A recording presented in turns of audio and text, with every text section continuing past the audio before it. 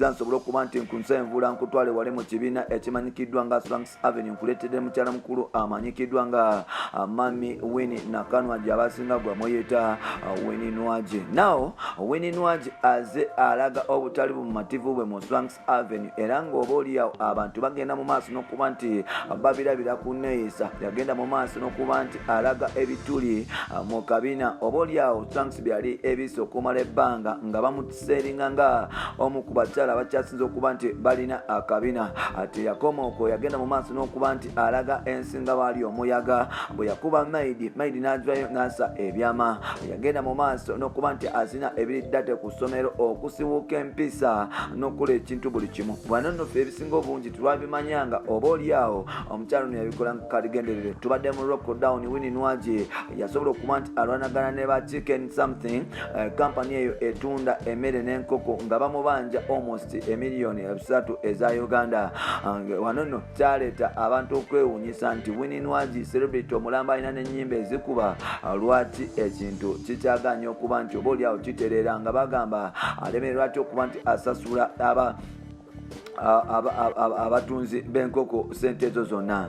Newankubadde twagenda mu maaso n'okuba nti tufefeta amawulire abasinga babiyita stanti era nga oba oliawo ebintu byagenda mu maaso n'okuba nti bitusobako. Olubadde olunaku lwa leero taata wa Winnie Nwaje ngono driver wa taxi avuddeyo n'asaba Swanks Avenue mu butongole n'abagamba nti nze yadde nvuga taxi naye siri munaku ngenda basaba mumpe omwana wange nsobole okuba nti mwemanagingira n'okuba nti promotinga talent kubanga wetwogerera mugenda mu maaso n'okuba nti ate mumujjako focus mwasooka ne mukwata vinka ne muhypinga ne mukwata azawe ne muhypinga kati muwala wange ali awo talina kiddako. Mbasaba mumpe muwala wange nsobole okuba nti mwemanagingira nze nga nze taata we nsobole okuba nti mutuusa ku birooto bye yali aluubirira kubanga nagenda mu maaso okuba muwa nga manyi nti my daughter is talented era nga nagenda mu maaso n'okuba nti nkimanya nti omwana wange bye bamukola bagenda mu maaso n'okuba nti bimutwala ku biragalalagala okuli omwenge n'enjaga n'ebisigaddewo.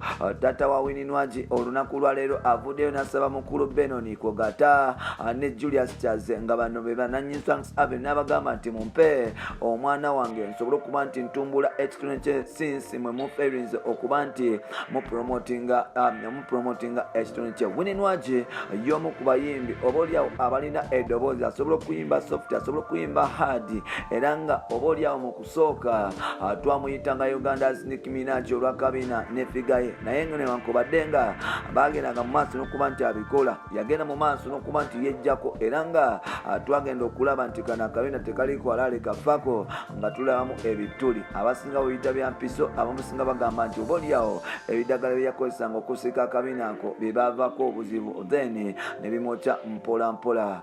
Swanks Avenue tena bakuba nti eddamu taata wa Winnie Nwaje era nga tulindiridde okulaba oba ddala kituufu byebyo oba kituufu omusajja byagamba bituufu eba bali wingi n'okumuzayo oba tebannabakuba nti bamuzayo. Nkugambye Stole zibadde bbiri eyalwasi okugamba nti oba oliawo Diana Nabatanzi yazirikiranga mu buliri nga beegatta okwegadanga n'ekirala nti oba oliawo yes n'amawulire amalala ogw'olwaleero ye musajja mukulu amanyikiddwa nga taata wa Winnie Nwaje okusaba Swanks Avenue okuba nti bamuddiza muwala we. Bampita Ntambi Jimisode number 1 Rich Boy yes Maxudi Junior webale kuba nti obeera nange the number 1 Rich Boy nsigadde Ntambi Jimisode.